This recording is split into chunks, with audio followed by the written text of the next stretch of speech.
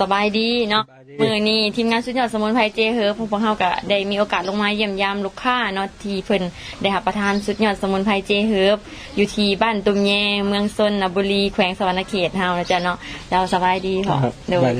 อันพ่อชื่อหยังเจ้าชื่อซุนทราซุนทราแต่ก่อนนี้พ่อเป็นหยังคือจังได๋มากินสุดยอดสมุนไพรเจเฮิร์บแต่ก่อนพอผ่าตัดสมองแล้วอยู่ต่อมาแล้วเกิดมีพยาธิแทรกซ้อนนะในห่างกายแล้วบ่จากคันจากมั่งแล้วกันเว้าเลยเกิดไปเกิดมาพังวิทยุก็สิรู้จักสมุนไพรตัวนี้เพิ่นว่าวิทยุสุดยอดสมุนไพรเจเฮิร์บนี่รักษาหลายโรคเพิ่นว่าเฮ็ดให้ห่างกายเฮานี่แห้งคือแต่โอ้พังขมือได้สิอยู่ คือว่าโอ้เพิ่นบ่ตัวนะครับเพิ่นเว้านี่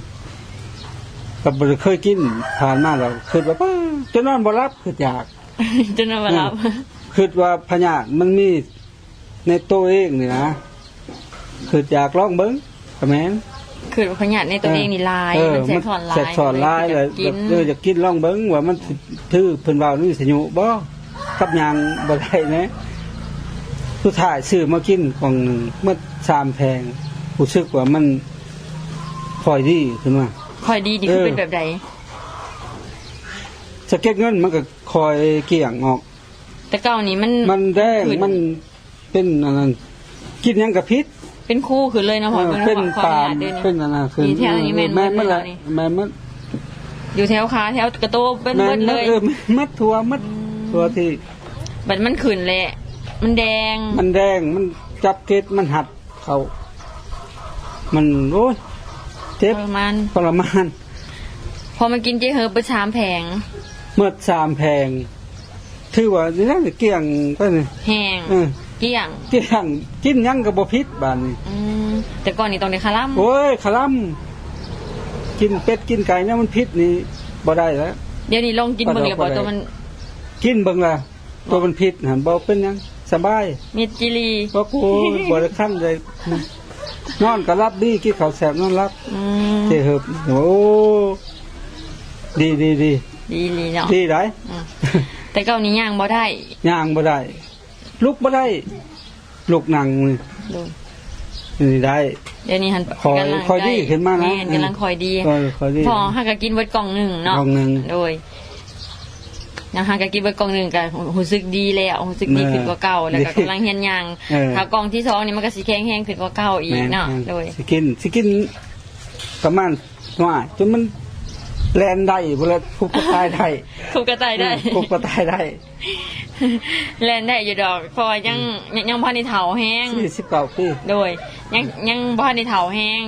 เอารับประทานสุดยอดสมุนไพรเจเฮิร์บนี่ก็มันก็จะช่วยเสริมสร้างร่างกายมันก็ต่อต้านการเกิดโรคต่างๆนั่นแหละก็โรคแทรกซ้อนถ้าสุขภาพเฮาดีพยาธิมันก็จะบ่เบียดเบียนโดยแต่ประธานผ่าตัดสมองพอบ่ได้เป็นแล้วนี่นะ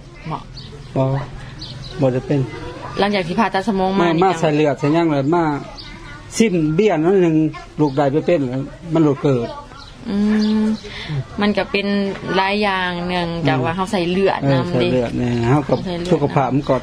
ทุดโชคมั้งนะมีแต่อยากให้พ่อนี่ฝากถึงคนที่รับชมคลิปนี่ว่าเป็นพยาธิแบบพ่อหรือว่ามีอาการแบบพ่อนี่ให้มาก็จากเชิญชวนญาติพี่น้องแล้วผู้ที่ว่าเป็นพยาธิคือพอนี้เนาะหันมากินสมุนไพรชุดยอดสมุนไพรเจเฮิร์บนี้ถือว่าได้พ้นเลยสำหรับพอนี่ว่าคักชมมาชุดยอดสมุนไพรเจเฮิร์บนี่ตอนฟังทำอิฐนี้จะนอนบ่หลับผมก็อยากถ้าไผเป็นมาวานก็ให้กินโลดปาวานสิเก็บเงินนี่กินโลด